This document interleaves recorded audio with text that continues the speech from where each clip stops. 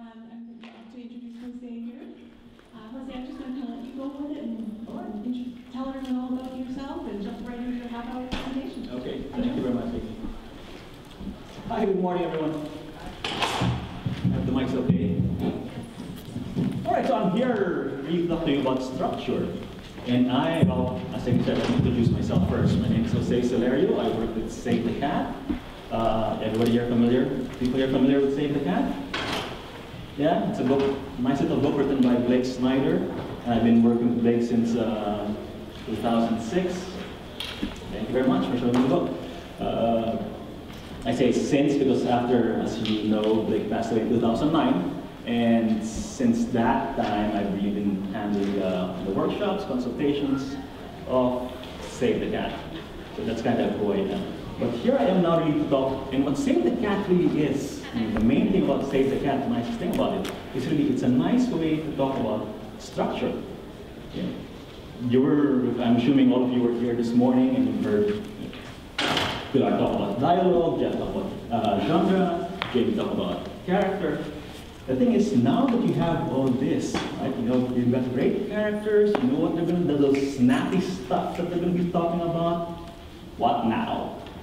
Right? Well, what now is the fun part. Now we have to find a story for those characters, for those ideas that you have, you know, and see how you can play it over, really over 110 pages.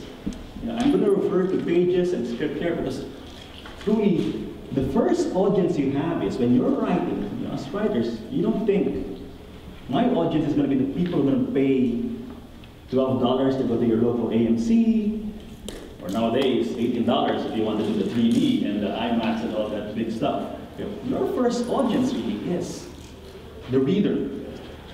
That's the person you really want to communicate with.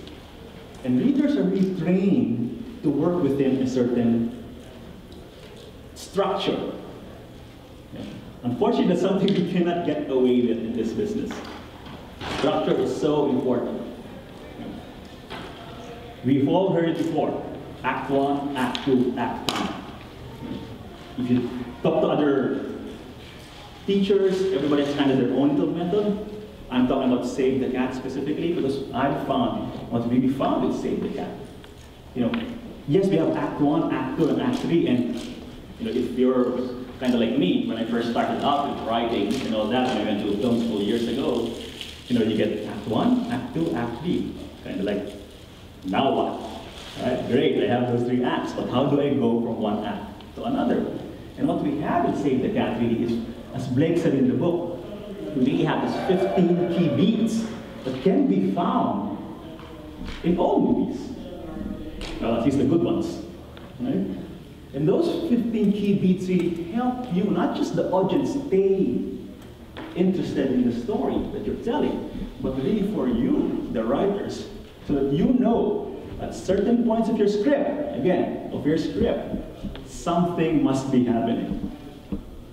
You don't want those readers as they're reading, and unfortunately this has happened to me, you're kind of reading, and after a while, like,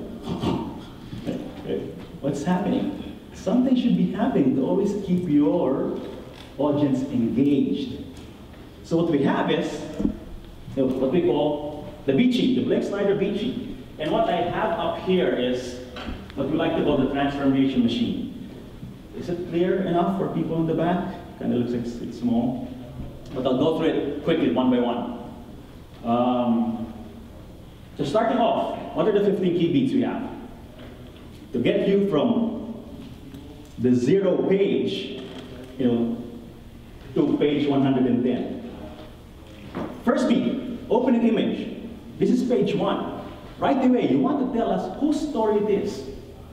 You want to tell right away your audience, whose story will I be following throughout here? So get us right away to the point. And the way to do it is put some conflict in it right away. Us as an audience, we're always drawn to the character that seems to be having problems. For some reason, we're drawn to that. You know, a great opening image for me really has been recently was in King's Speech. Guys, King's Speech? Right? Everybody they're sort of fluffing up this king, his royal highness. Or you tell them everything's going to be okay, just go up in your speech. Right? But the moment that red light goes on, what happens? You know, and all of us are like, well, me at least when I was watching, like, let's move on, please. And you could see it as well in the interaction of the people, his wife, the minister, and all of that. They're kind of like, eh. But right away, we know whose story it's going to be. It's the same thing for you. What we're trying to establish in Act 1 is the normal world, the thesis world, as we like to call it. And what we want to do there right away is show us what's wrong with my hero. Because that's who we're drawn to right away. Right? So that's the first B, opening image. Second B, theme stated. Now that we know whose story it's going to be from the opening image, what's this really going to be all about? The theme of the story. It's the heart, the internal part. The reason why we like to call this the transformation machine, because the 15 beats aren't just there to show your audience external plot points, but it's really there as well for you to show us how your hero is changing, in the story. The internal conflicts that he has to overcome. And that's what theme stated is all about. Ultimately, what's the story going to be about? What's the heart of the story? One of the great Zero Dark 30, people see it? Great theme stated they have right away. You know, like about 6-7 minutes in. After Maya, she sees her first torturing what's going on, and the guy there tells her, you know, sooner or later, everyone breaks. And that's exactly what this story is going to be about. For Maya, the Jessica Chastain character, as she goes after UBL, who's going to break first? Does she have what it takes to go after this guy? So theme stated, and that happens like around page 5. You want to get it out early right away so that the audience, your audience, will know what more or less the story is going to be about. So moving on from there, we get the setup. And the setup happens like about page 1 to 10. Again, you're establishing that world, showing us what's wrong with your hero. You want to draw us in. What's the normal world for our hero? And you have to make sure that this is really the point where we have to start getting attached to that character, where we start sympathizing with this character. So it's so important for that first 10 pages for you to make us say, for the audience to say, okay, I'm on board with this hero right away. So that's what you should be doing in those first 10 pages, how to draw us in. That's your goal as the writer. That's your job as the writer, how to draw us in right away. And we move on. What's the next beat? The catalyst. After setup, after now you've established who our hero is, this is the world, and our hero is really kind of, you know, they feel safe in this world. They don't want to move out of this world. We may see it, it's not perfect. But for your audience, for your hero, this is the safe world you're in. So to make that catalyst really strong, you have to show us how your hero doesn't want to be in this world. How they want to be part of this world. That flawed world. So the catalyst really becomes a lot stronger. And the catalyst really is that whether it's a call, it's a message, it's a knock on the door, that's going to take your hero away from their normal world, that is the Act 1. But like I said, again, it is all about not just showing us the external, but the internal as well. All these beats work together hand in hand. So at certain points, again, like I said, that's why we have page numbers there, for you to always know at what points these things should be happening. So that the reader of your script will always be going from page to page. You're always being drawn, because there's something that pulls them in all the time. So after we have that catalyst, we go to about anywhere from page 12 to 25, which is the debate section. And this is the moment your hero, again, it's an emotional beat. For us to always be on your hero's side. This is the moment your hero says, I'm not sure if I want to go on this journey or not. Can I do this or not? Oftentimes we'll see our hero seeking help. Can I do this or not? That's what the debate does. And moving on, as we move on after the debate, now we're really going to go into the second act. If you've established that world in Act 1, now you've really drawn us, now I really care about this character. Now as we break into two, you want to move us into a new world for your hero. That's kind of key there. The word there is being new. You have to show that this world is different from Act 1. So that everything that happens to your hero in Act 2, right away you can build in conflict. By making it always, it's a new scenario, whether it's emotionally speaking or physically speaking. Your break into two moment is your moment to tell us, the audience, that this is what my hero's goal is. What is that external goal that my hero will be going after in the course of the story? As we move on, going into that first half of your second act, what we like to call the fun and game section.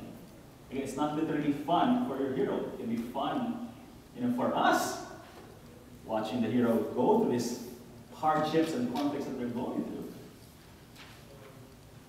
But this is the moment where your hero discovers and explores this new world. And it's the same thing for us as we're reading your script.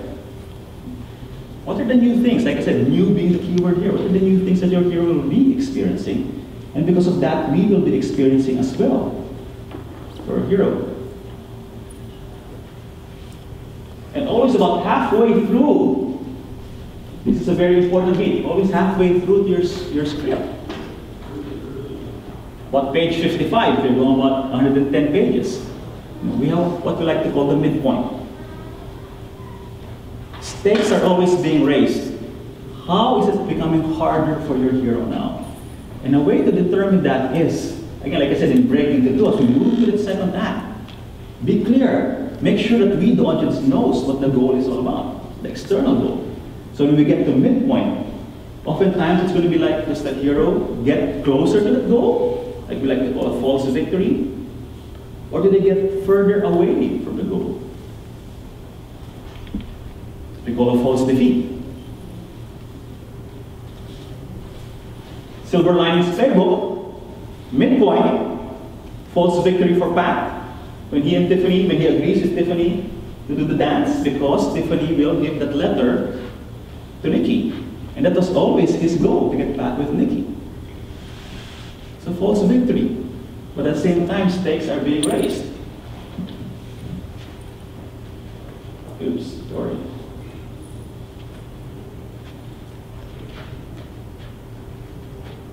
In a movie like Dark Knight Rises, big movie, what is the midpoint there?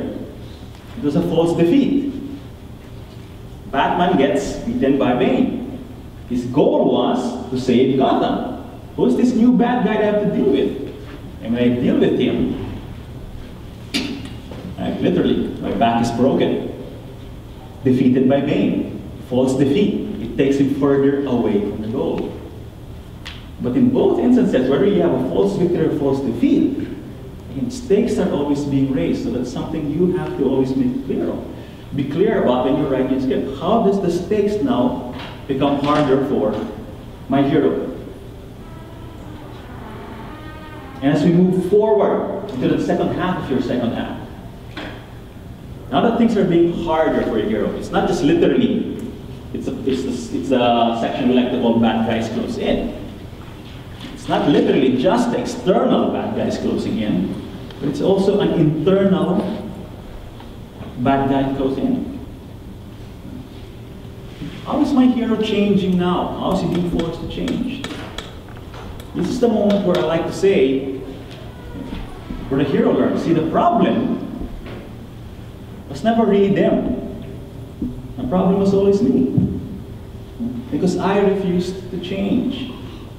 That's why now I'm in this world of hurt.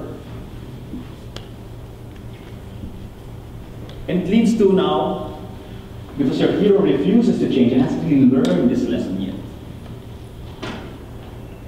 We go to the around the end of second act, which happens around page 75, which we like to call the all is lost moment.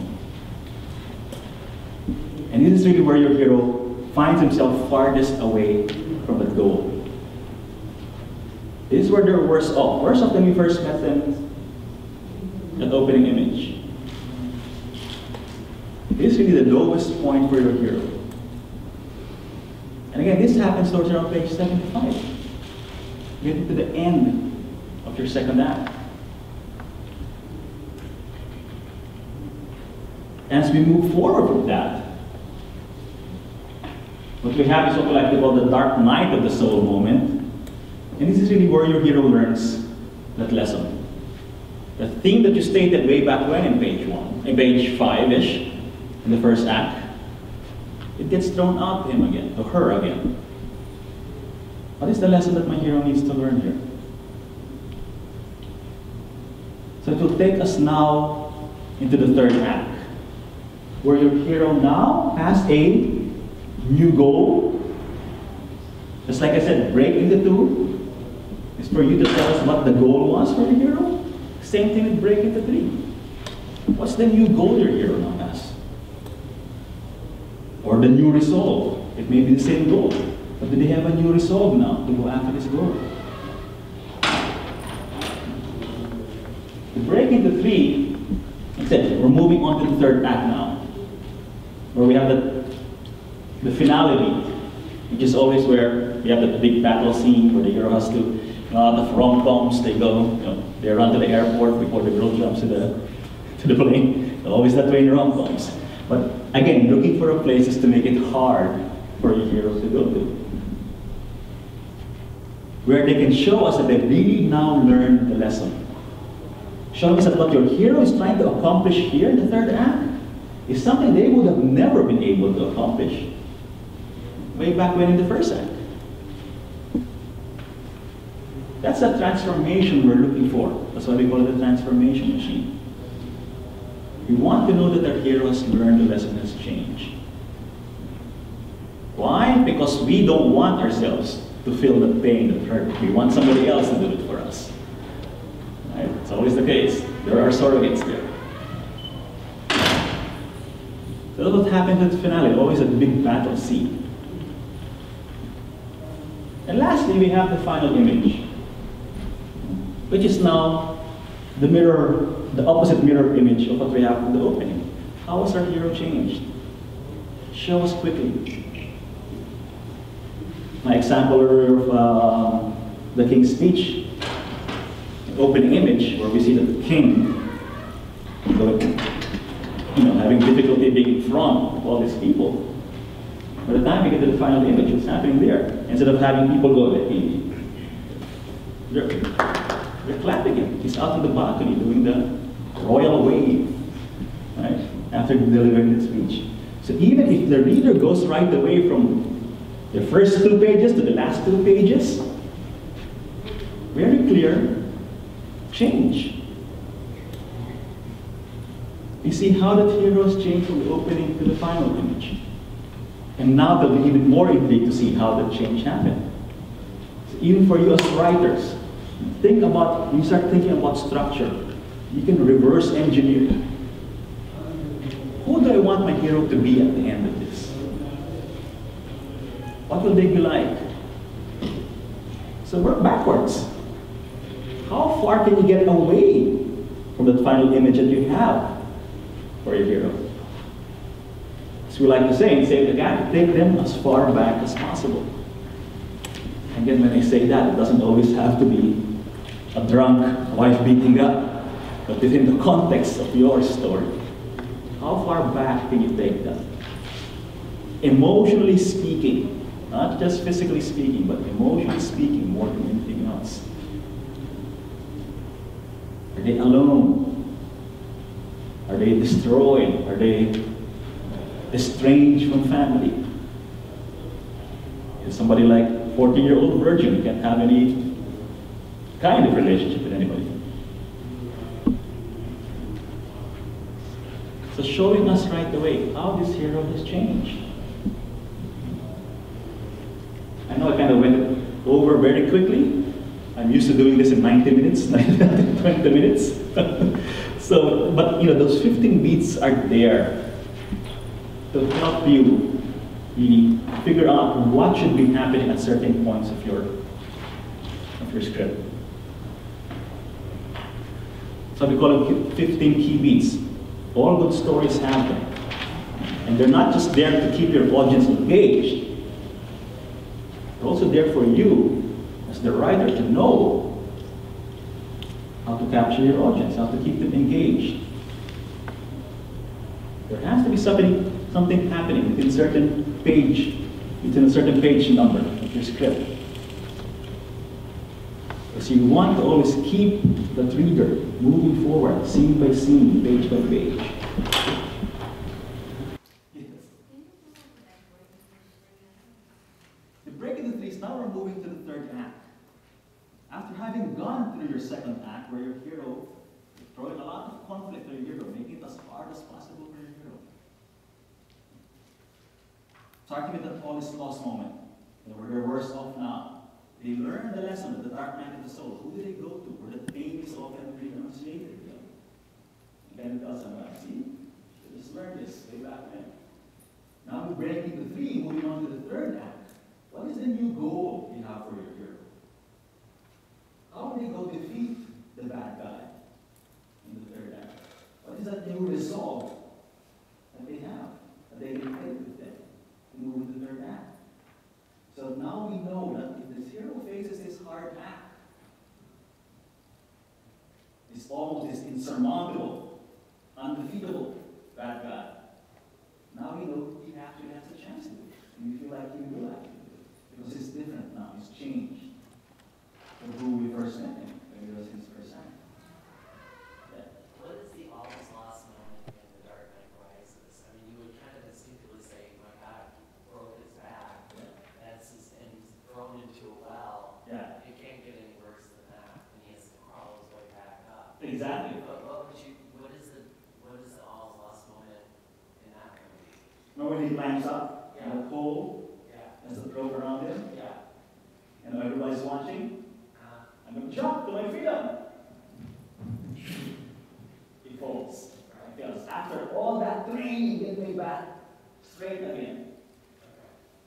Still can't make it finally. It's like impossible. And that tells him, this is it, I'm stuck here forever. Right? And then from there he learns, what does the blind guy tell him? You have to jump it up. The rope. And then once he starts doing that again, he takes up the rope, and you hear all the other prisoners go, and building the chant, right? And we're there. And makes it. Okay. Any other questions? Obviously, okay, this is for a 110-page script, and that's like the average length. But obviously, based on your story, some scripts are 100 pages, some scripts are 120. So Yeah. You gotta just do the math, right. honestly. But can it be within like a 1 or 2 page area? Like, okay, like here you got page 85 is the break into Act 3. Yeah. Is it specifically have to be page 85 or not? It can be like page 82. Actually, a lot of scripts that I've been reading now, is like the new 110 is even more of 100 or 95. So, doing that again, just really doing the math for you. You're breaking 3 probably at about page 80, maybe page 78, depending where it needs to be put. But again, these are guidelines for you. The page maps are guidelines for you, not set in stone. But you have to be aware of them. Because I promise you this, the reader of the script will be very aware of it. And you've heard this story, I'm sure, a lot, or they probably just read the first 10 pages, or the last 10 pages. When I started out, I was just like, oh, that's not real, people don't do that. That's so mean. But suddenly now, when I'm reading scripts, I find myself looking at the first 10 pages, I find myself looking at the last 10 pages. And yes, I still would read that in between. But it tells me right away, what does this reader know about where they in? So you want to be able to show them right there that there is a sense of structure that you're giving them. So they're able to follow the story. They know what you're talking about. You say, I'm a storyteller. I think if you read Say the Cat, yeah. And I think they mentions there in the book that, you know, even the 15 beats you can find in a 30-second commercial. Because what they are, they're just throwing us in. They're keeping us engaged, and that's what we want to do. We want to keep you engaged in the story.